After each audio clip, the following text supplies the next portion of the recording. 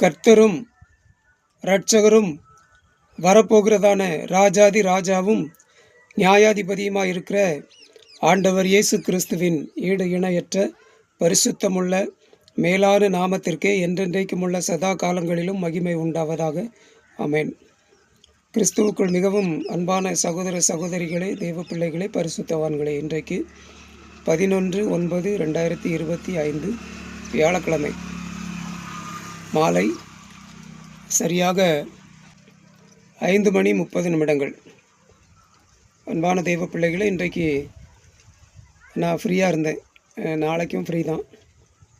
ஆகவே இன்றைக்கி நான் ஃப்ரீயாக இருந்ததுனால பரிசுத்த ஆவியானுடைய ஏவுதலினாலே திருநெல்வேலி வேறு மாவட்ட கலெக்டர் அலுவலகம் சென்று ஏற்கனவே இந்த இடத்துக்கான பட்டாவில்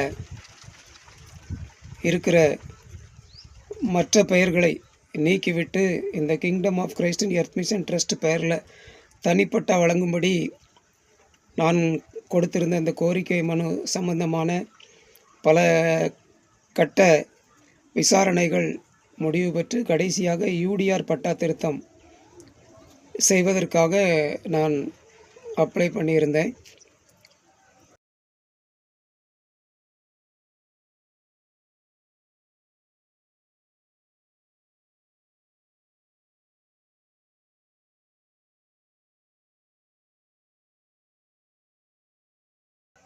அது சம்பந்தமாக எனக்கு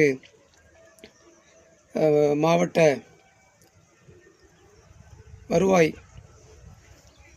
அலுவலர் அங்கே அந்த ஆஃபீஸில் இருந்து, அதாவது பட்டா சம்பந்தமாக அது சம்பந்தமாக எனக்கு கடிதம் வந்து ஒரு சில மாதங்கள் ஆகிவிட்டது. ஆகவே நான் 2 தடவை போய் விசாரிச்சிருக்கேன்.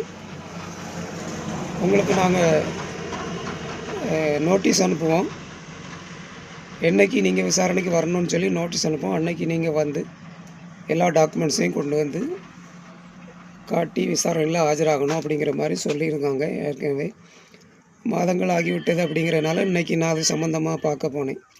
சரிங்களா, அது சம்மந்தமாக விசாரிக்க போனேன். குறிப்பிட்ட அந்த அம்மாவை போய் பார்த்தேன். என்னுடைய அந்த அவங்க அனுப்பியிருந்த கடிதத்தை கொடுத்தேன். பார்த்துட்டு அவங்க சொன்னாங்க, இப்போ தான் 4வது மாதத்தில் உள்ளது, ஒன்று ஒன்றா விசாரணைக்கு வந்துகிட்ருக்கு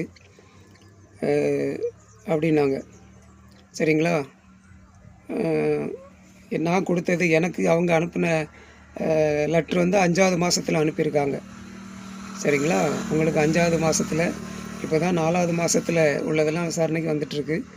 இன்னும் நூற்றுக்கணக்கான மனுக்கள் இருக்கிறது அப்படிங்கிற மாதிரி அந்த காட்டினாங்க. டேபிளில் அடுக்கி வச்சுருக்கு. இன்னும் நூற்றுக்கணக்கான மனுக்கள் இருக்கிறது. அந்த வரிசை பிரகாரம் உங்களுக்கு வரும். நாங்கள் நோட்டீஸ் அனுப்புவோம், என்றைக்கு வரணும் அப்படின்னு சொல்லி நாங்கள் அனுப்புவோம். அன்றைக்கி நீங்கள் வந்து டாக்குமெண்ட்ஸ் எல்லாம் காட்டிக்கணும் அப்படிங்கிற மாதிரி சொன்னாங்க. சரிங்களா, நானும் மாதங்கள் கடந்து போய் கொண்டிருக்கிறது அப்படின்னு நினச்சேன். வரிசைப்படி வரும் அப்படிங்கிற மாதிரி சொன்னாங்க. அதையும் கேட்டு விசாரிச்சுட்டு அப்புறம் இன்னொரு கடிதம் சம்பந்தமாகவும் விசாரிச்சுட்டு வந்தேன். அன்பார்களே, இப்போ தான் வீட்டுக்கு வந்தேன். சரிங்களா, ஆமாம், சரி, அந்த காரியம் நடந்துக்கிட்டு இருக்கும். கர்த்தர் நன்மையான காரியங்களை காணும்படி செய்வார். அது மட்டும் இல்லை, எனக்கு மெசேஜ் வந்திருக்குது. அதாவது இந்த இடத்துக்குள்ள சொத்து வரி வந்து 2025-26 ஆண்டுக்குள்ள சொத்து வரி நீங்கள் செலுத்த கேட்டுக்கொள்ளப்படுகிறீர்கள் அப்படின்னு சொல்லி ஒரு லிங்க் எனக்கு அனுப்பியிருக்காங்க. எனக்கு வந்து ஜிபேலாம் கிடையாது, ஜிபே ஃபோன்பேலாம் கிடையாது. அவங்க அனுப்பியிருக்காங்க. அது சம்மந்தமாகவும் நாளைக்கு போய் பார்க்கணும். பார்த்து சொத்து வரியும் செலுத்தணும். நான் ஏற்கனவே அந்த வருவாய் ஆண்டின் ஆரம்பத்தில் ஏப்ரல் மே மாதத்திலேயே நான் சொத்து வரியெல்லாம் செலுத்திடுவேன். அந்த வழக்கம் எனக்கு உண்டு. எப்போ அந்த சொத்து வரி செலுத்தணும் அப்படிங்கிற விவரம் எனக்கு தெரிஞ்சதோ பல வருஷம் ஆயிட்டு. சரிங்களா, அப்போவேலேருந்து நான் அந்த வருஷம் முடிந்த வரை காத்துட்ருக்க மாட்டேன். அந்த வருஷம் ஆரம்பித்த உடனே ஏப்ரல் மே மாதத்திலே நான் சொத்து வரி செலுத்திடுவேன். அந்த வழக்கம் உண்டு. இந்த மாதத்துல தான், இந்த வருஷத்துல தான் நான் அதில் தாமதம் பண்ணியிருக்கேன். காரணம் இந்த கிறிஸ்து கோட்டை அப்படிங்கிறது எனக்கு அதை ஆட் பண்ணி வேணும் அப்படின்னு கேட்டிருக்கனால, அதுக்கான வாய்ப்புகள் எந்த அளவுக்கு இருக்குது அப்படின்னு தெரில. நாளைக்கு அதையும் போய் பார்த்து அந்த காரியத்தையும் செய்ய கர்த்தர் கிருபை செய்வார் அப்படின்னு நினைக்கிறேன். அன்பான தெய்வ பிள்ளைகளே, சரிங்களா? இன்றைக்குரிய வேலை இதான். ரொம்ப டயர்டாக இருக்குது, இப்போ தான் வந்தேன்.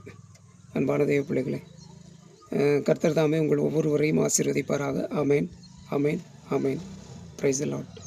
Thank you Jesus.